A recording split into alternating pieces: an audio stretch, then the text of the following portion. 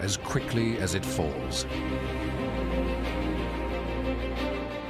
But there are places within this sandy expanse where rock towers high, and water quenches even the mightiest of thirsts. These different environments combine in a kaleidoscope of landscapes and life, creating the many faces of the Kalahari.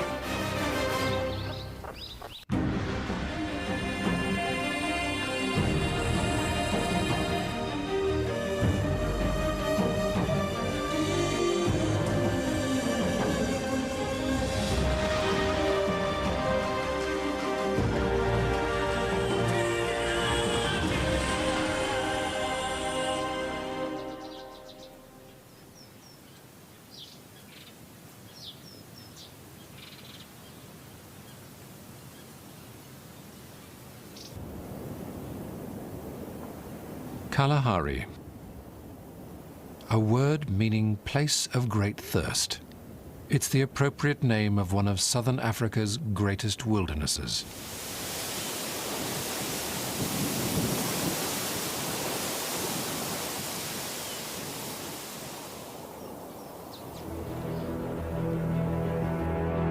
The Kalahari stretches over an area 25% bigger than Texas, on a high, flat plateau in southwest Africa.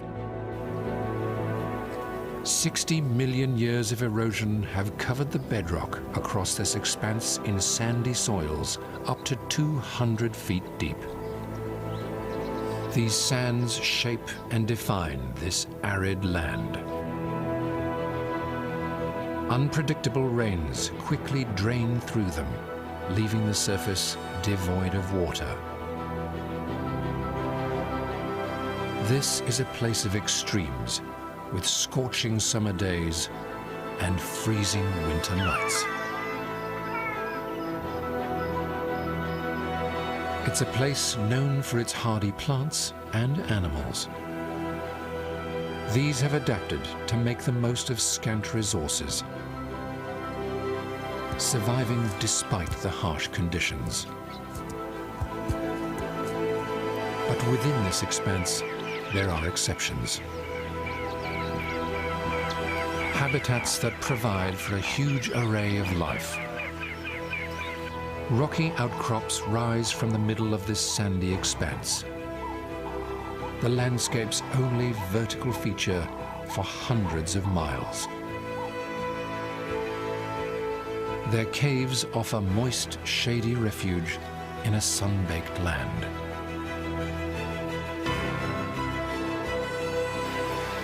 And where a great river flows out over the Kalahari sands, Africa's greatest oasis provides plenty for creatures big and small.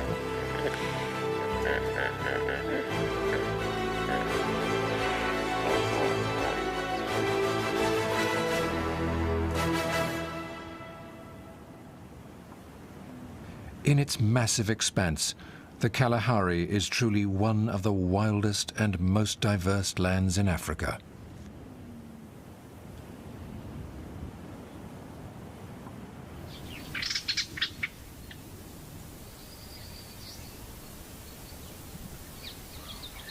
As dawn breaks over the southern reaches of the Kalahari, a group of its most iconic creatures begins its day.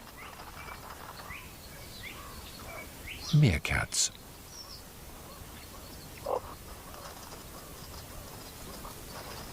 After spending the night huddled together in their burrow, they emerge to scan their surroundings, always alert to the possibility of predators.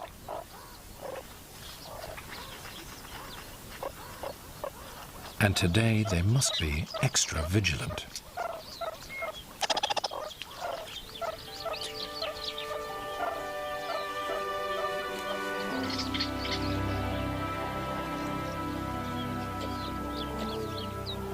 Their newest members are leaving the safety of the burrow for the first time, and they're extremely vulnerable.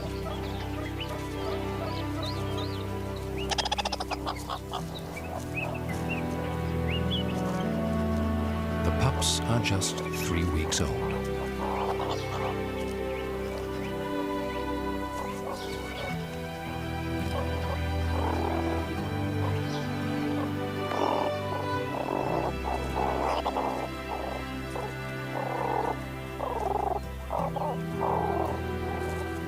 If they're to succeed in life, they must learn an essential skill for thriving in this inhospitable land: digging.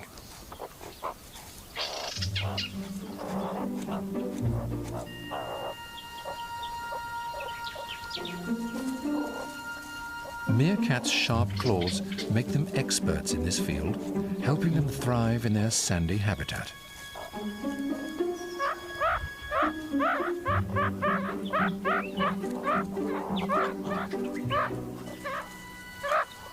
They feed mainly on insects fetched from below the surface.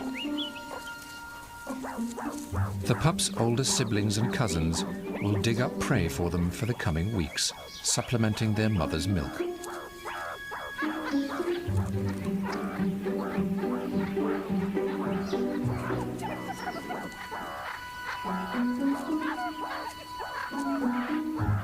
Within the next 6 weeks, they'll be weaned, and then their begging whines will fall on deaf ears.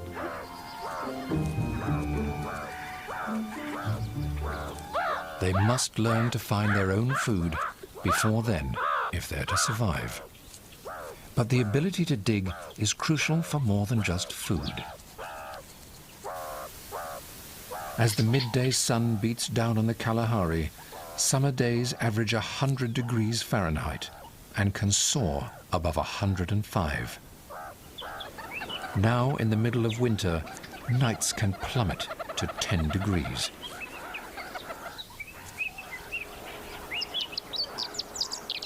So meerkats live underground. The meerkat's burrow is insulated by as much as 7 feet of sand, keeping temperatures comfortable despite the extremes outside.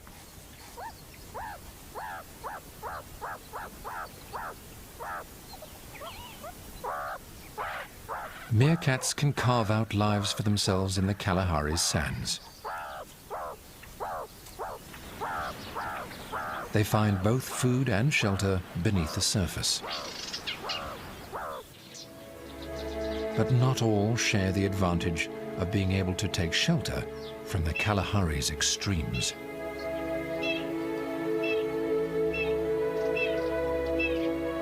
On a cold winter morning, this ostrich lies in the sand, trapping its body heat in its dense feathers.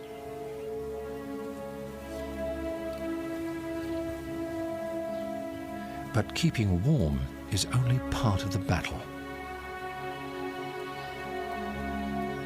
As the sun rises, so does the temperature, and even winter days can top 86 degrees Fahrenheit. Long, bare legs help the ostrich keep cool during the day. And spreading her wings allows for maximum airflow.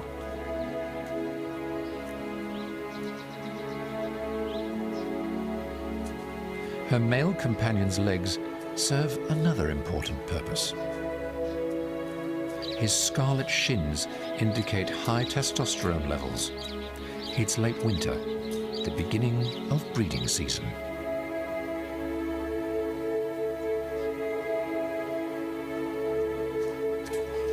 He ushers another male away from his territory and his harem of 3 females.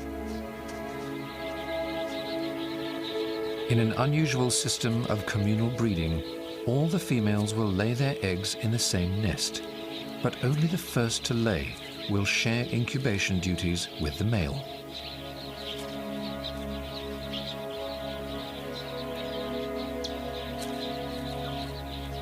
The other females need only look out for themselves.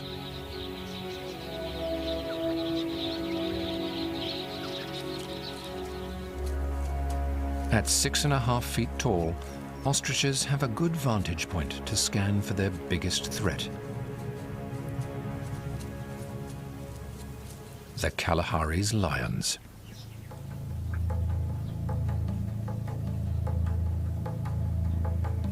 This big male has recently formed a coalition with a younger accomplice. Together, they control a territory of around 1,000 square miles and the right to mate with the pride of females living in it. Now, in the height of the dry season, they know that prey congregates in dry riverbeds.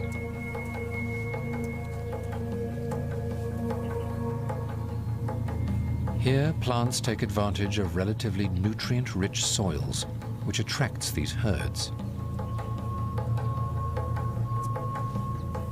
Even here, few big herbivores can survive, so Kalahari lions rely far more on small prey than their counterparts elsewhere. A springbok ram would make a decent meal for the males. But lions use the element of surprise to hunt, and in the open riverbed, there will be no surprising the ram.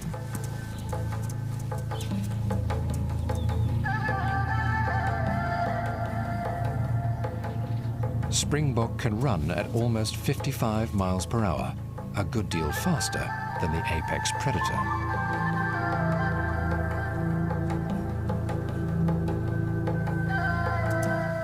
The ram's plucky show draws a line in the sand, reminding the lion that with the ram's head start, a chase would be futile. And the lion knows it. By avoiding the chase, the springbok has conserved crucial energy.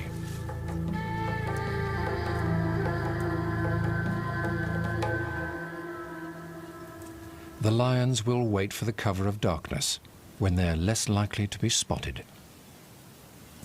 Satisfied of their safety, the springboks slowly move off.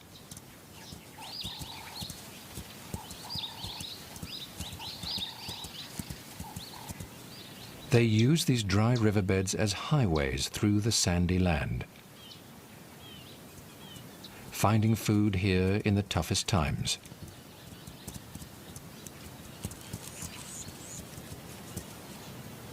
Between the riverbeds, great dune fields stretch for hundreds of miles, forming iconic landscapes in a wilderness dominated by sand. But some 500 miles to the north, an entirely different form rises from the Kalahari floor. The Tsodilo Hills in northern Botswana are rocky islands in a sea of sandy soils.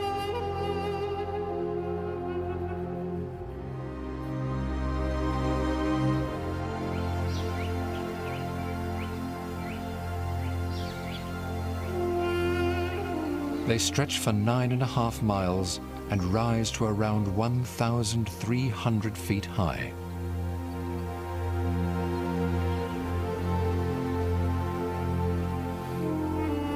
It's more than 150 miles in any direction to their nearest equivalent in elevation.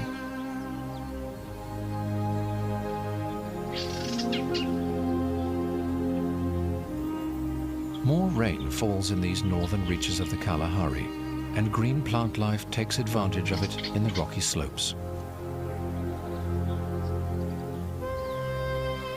Formed under high temperatures and pressures deep underground, these hard quartzite rocks have withstood the effects of erosion over millennia.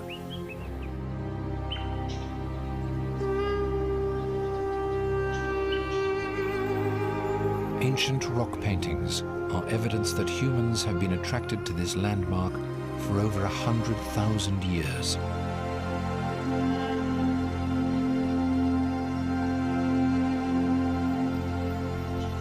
These hills offer more than a glimpse into the past. They are a shady refuge to a variety of life, including a species that lives nowhere else on Earth.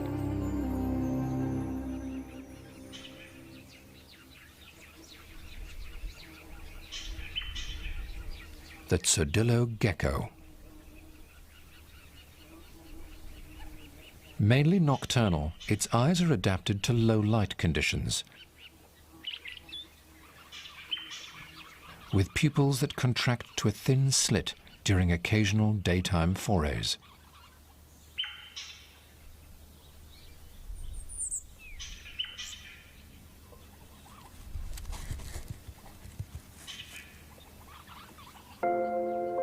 To grip the rocks, the gecko's toes have adhesive pads covered in microscopic hair-like structures. It scales the cave's walls to hunt insects in the many crevices.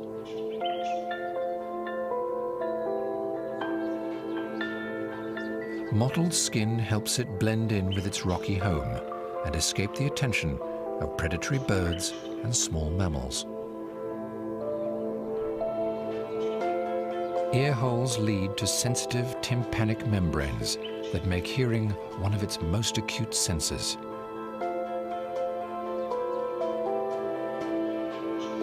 And even when the quietest attacker catches it off guard, it has an emergency defense mechanism. Like all geckos, it can shed its tail in times of peril, growing a new one after each close call.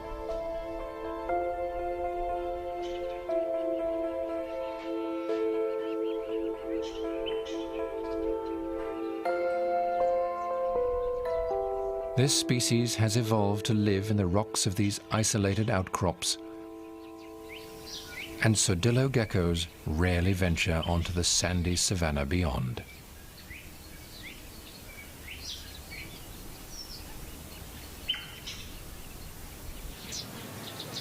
In the dry south of the Kalahari, bigger species rely on their ability to cover open ground to survive.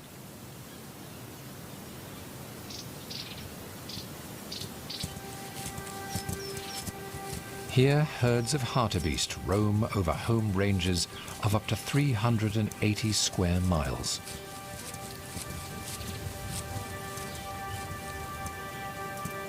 Their reflective coats allow them to spend long hours under the baking sun in their preferred habitat of open grasslands.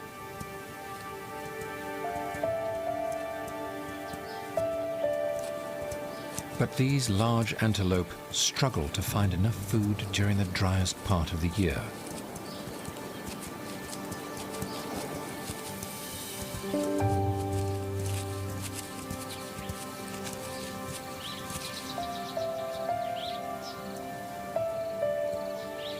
They cover ground day after day, searching for nutritious grass until rain brings new growth.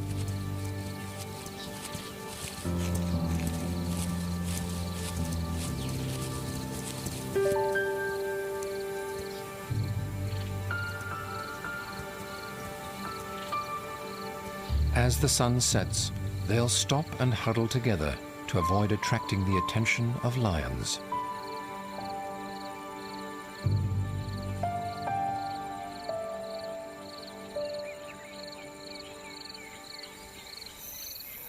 Luckily for the hartebeest, not all who prowl the Kalahari night are a threat.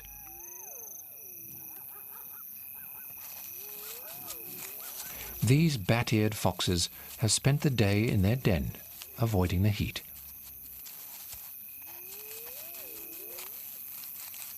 Thick coats make them better suited to searching for food in the cold night.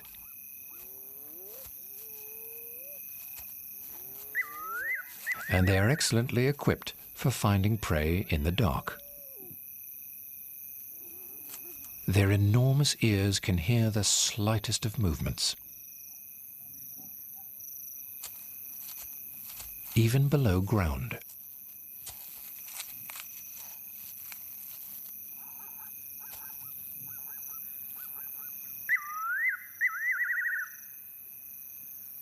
When the rains arrive, the foxes will feed mainly on a fresh abundance of termites.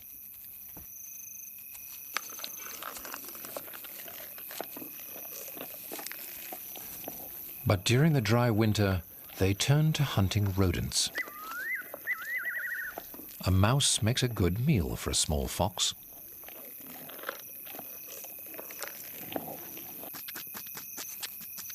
Their adaptable diet will carry the foxes through to the easy pickings of the rainy season.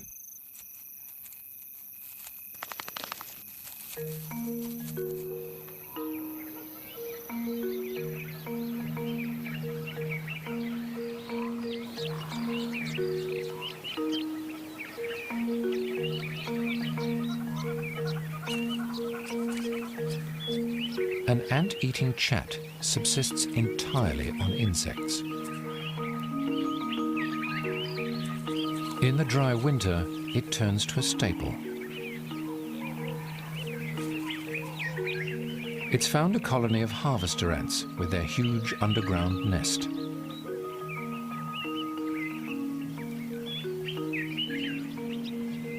It offers insulation and protection from most predators. But the ants must eat. An army of workers heads out to gather food in the form of grass seeds. On this small scale, a grass seed represents relative plenty, and the colony can thrive.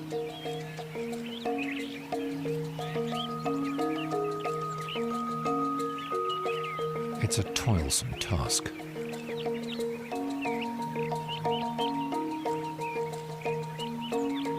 But they go about it with busy determination, returning their spoils to the hordes below ground.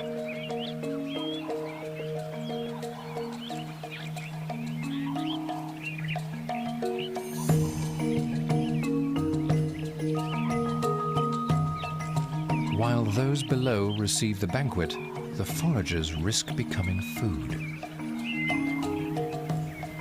Though each ant is a mere morsel, in large numbers they can satisfy the chat's hunger.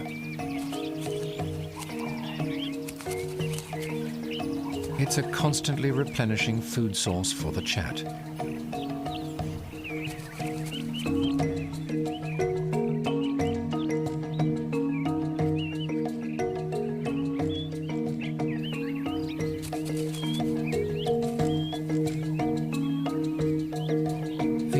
Small creatures can find all they need in the driest parts of the Kalahari. But the mosaic of landscapes in this wilderness provides for animals of all sizes. 465 miles to the north, there's another exception to the Kalahari's general severity.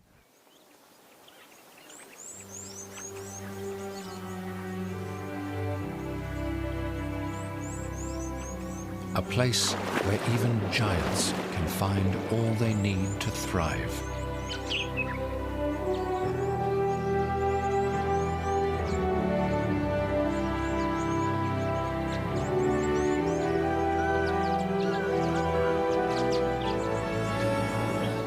What starts as a trickle some 1,000 miles away in the Angolan highlands steadily grows to become the mighty Okavango River.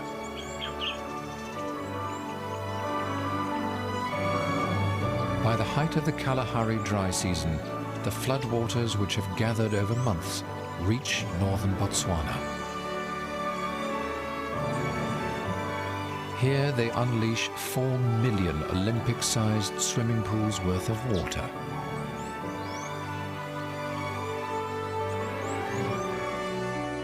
This great flood covers more than 2,000 square miles in a system of streams, swamps, and lagoons.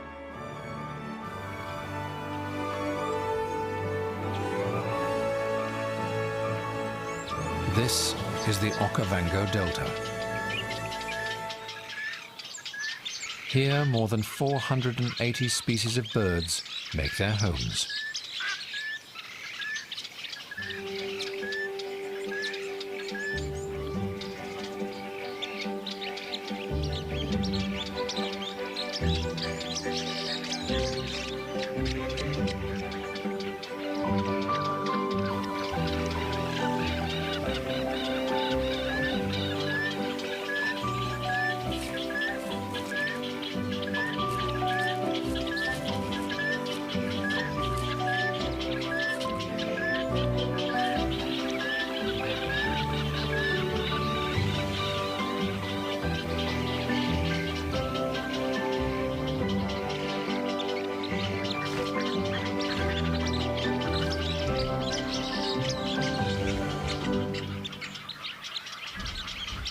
The Okavango's water provides for bird life that couldn't survive without it,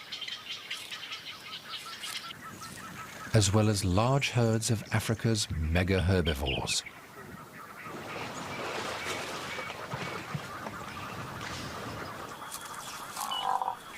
Buffalo must drink at least once a day, so most of the Kalahari is uninhabitable to these large grazers. They gather here in herds of hundreds, finding all the water they need, even after the annual floods recede. But they dare not wade too deep. Danger lurks in these waters.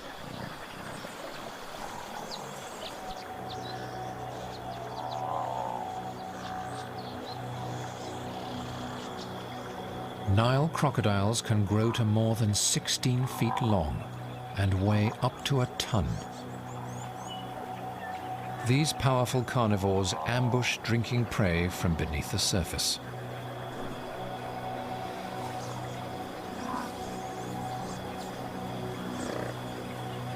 But powerful jaws can be menacing to more than just their prey.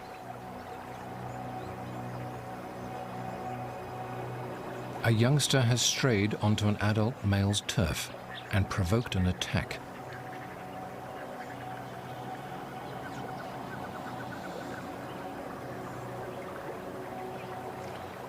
The battle-hardened veteran has only half of his upper jaw, but it's enough to hold fast on his opponent. He takes a few deep breaths to prepare himself for an explosion of energy.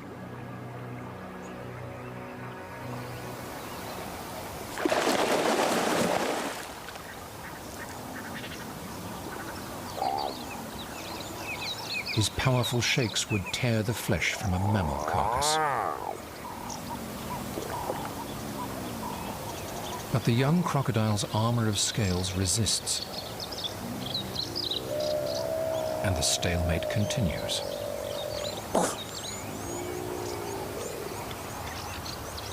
The old male is strongest in the water. He prepares himself again.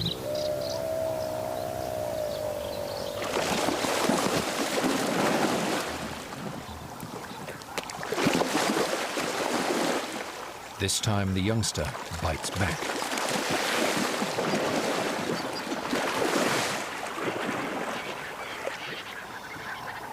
In the frenzy, he escapes.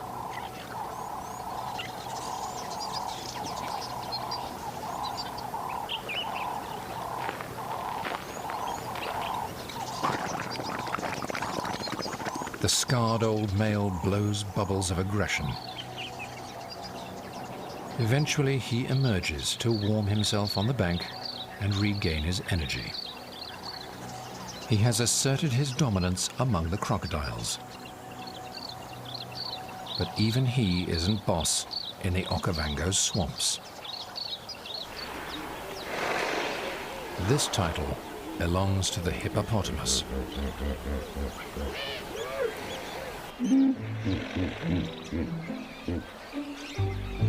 Bulls can weigh more than 3 tons, and they have mighty jaws of their own. Hippos spend the night grazing on land, eating up to 90 pounds of grass.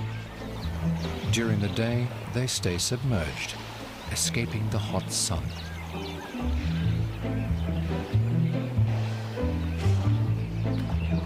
And water lilies make a great snack to get them to dinner time.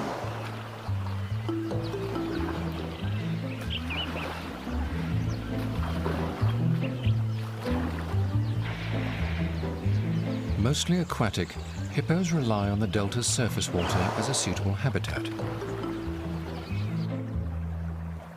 And flat, sandy soils allow them to walk along the bottom of swamps at relatively constant depths.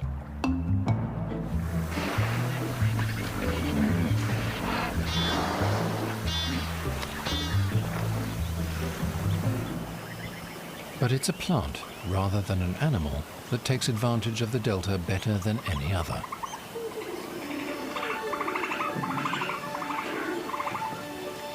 papyrus.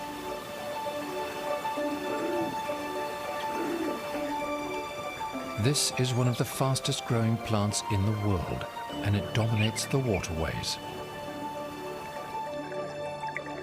The steady flow of water leaches nutrients from the sandy floor. But papyrus is able to recycle the nutrients it absorbs, taking nourishment from dying shoots and redirecting it toward new growth, allowing it to grow tall and dense.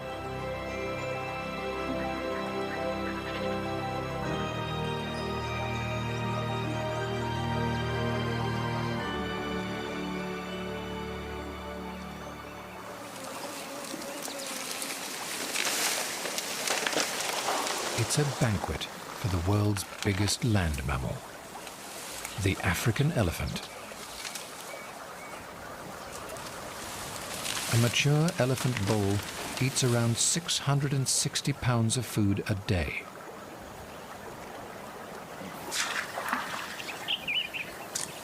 He feeds on a huge variety of plant matter. And even the fibrous papyrus stems are on the menu.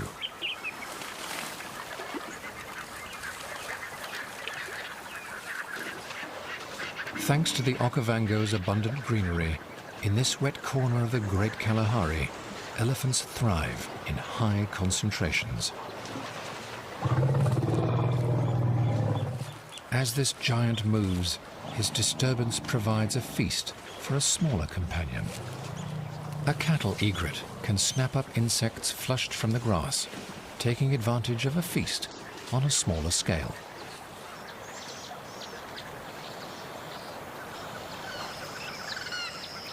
Insects are an important source of food for many of the delta's birds,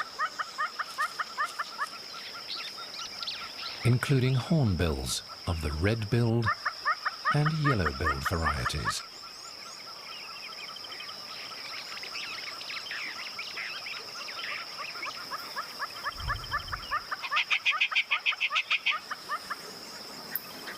But there is another hornbill here that needs more than insects to get by.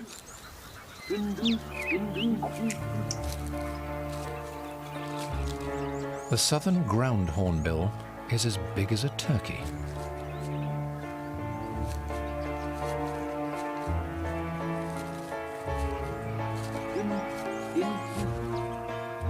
They spend their days patrolling territories of up to 38 square miles on foot, looking for food. This group's territory includes part of one of the delta's large islands. The floodwater doesn't reach here, but despite the dryness, there is food to be found.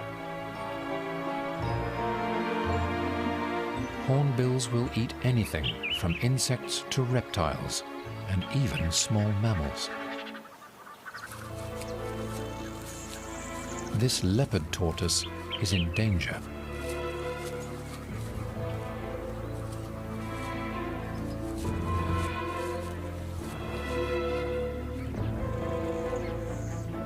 The hornbills have cornered him.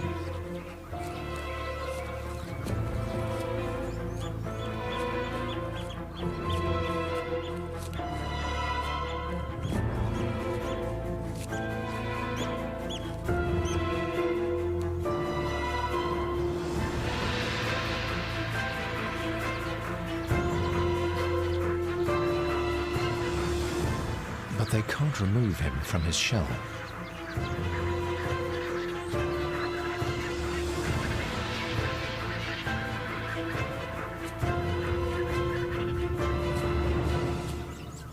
The tortoise survives the ordeal, and the birds move off to hunt elsewhere.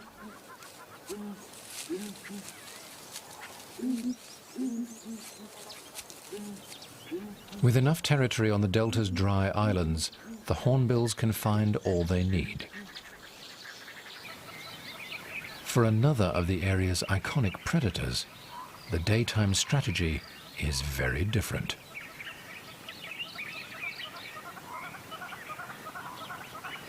This young leopard has recently gained independence from her mother. The delta's tall trees provide her with excellent lookout points. From here, she can keep an eye out for prey. And another group of youngsters nearby would do well to be wary.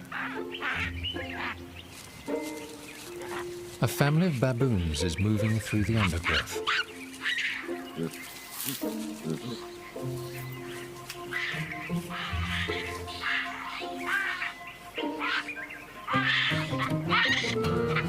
Theirs is a relatively easy life, surrounded by the delta's lush abundance. Leopards are the biggest threat to the troop. But she does most of her hunting under the cover of darkness. With the troop's big males on guard, she won't risk an attack in broad daylight. Instead, she will take the time to rest. And the young baboons can play without concern.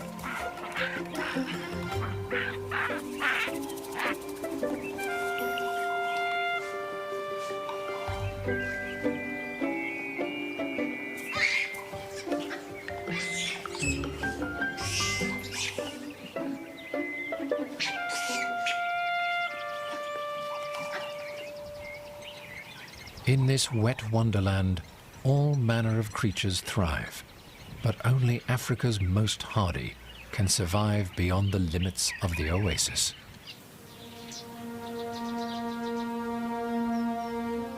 In the height of the dry season, the south of the Kalahari has very little in the way of greenery, and even less surface water.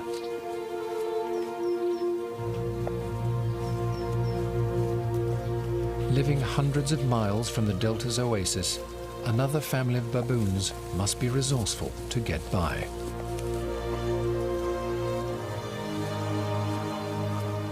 But even here, they can find enough to sustain themselves.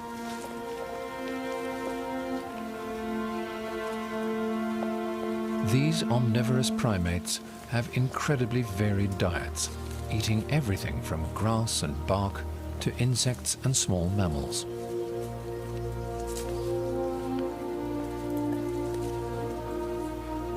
Dexterous hands allow them to pick exactly what they're after from the foot of an acacia tree.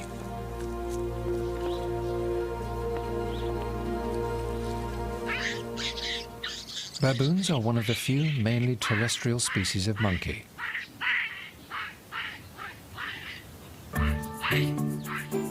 But they're no slouches when it comes to climbing.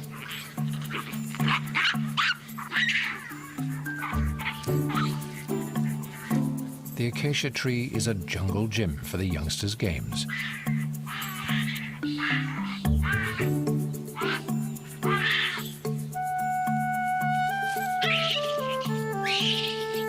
Despite the desolate appearance of their habitat, the troop is healthy enough to expend excess energy playing.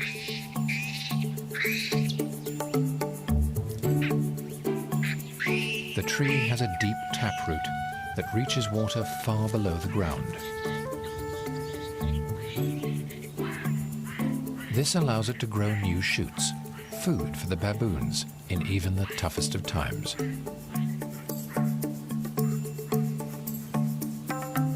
Trees like this are crucial to a variety of life in the Kalahari, including its avian predators.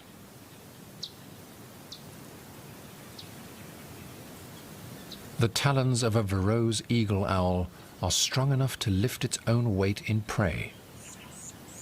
It hunts by night and sleeps the hot day away in the treetops. While the eagle owl rests, other raptors are on the prowl. A southern pale-chanting goshawk swoops down on prey from high branches.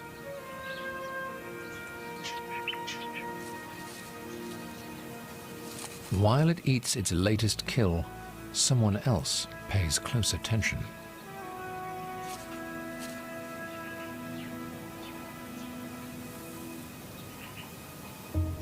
A crimson-breasted shrike is eager for a cheap meal in the challenging dry times.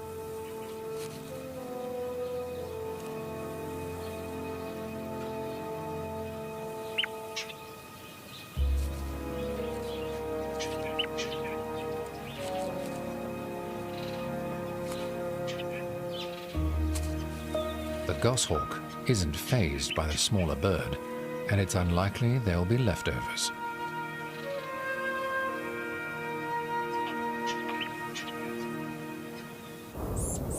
As the wind starts to blow through the Kalahari's grasses once again, relief for the parched land is on its way.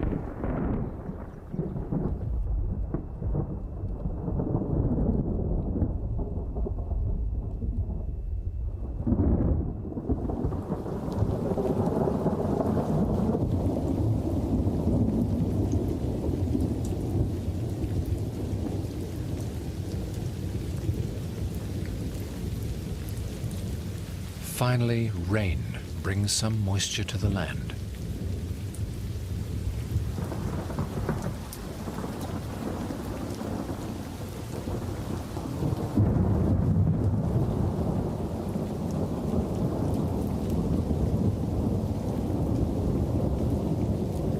The Kalahari's plants will grow rapidly and feed the animals that need them most.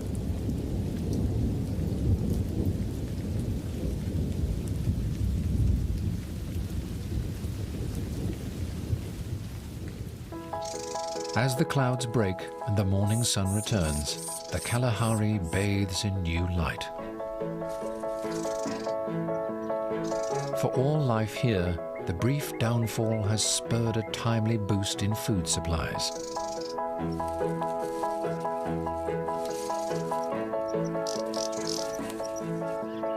And they all cash in, taking advantage of sudden plenty in a dry land.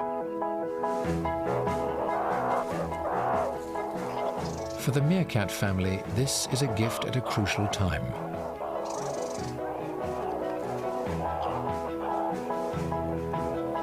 Every day brings the pups nearer to fending for themselves.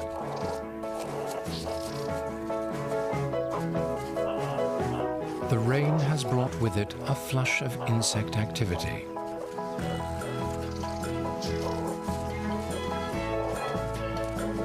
Feeding the pups as they gain confidence and experience.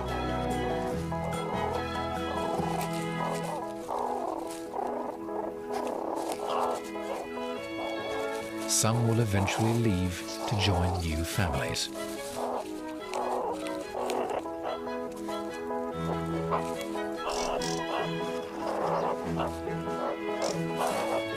But the pack will remain strong, working together to raise one generation after the next.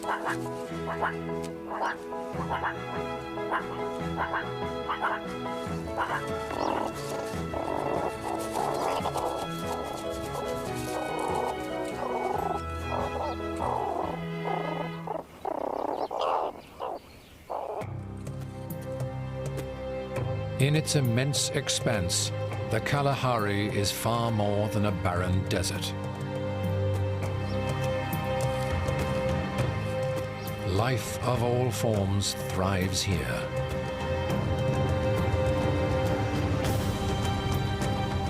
In a land underscored by sand, rocks provide crucial refuge. And a mighty river floods far and wide.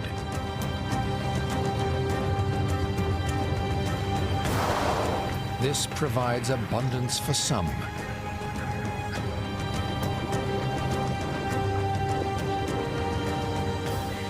while elsewhere the hardy must make use of what's on offer.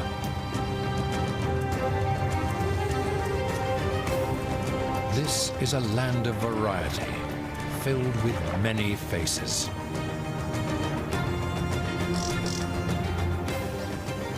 A collage of life and landscapes that make up the colorful kaleidoscope which is the Great Kalahari.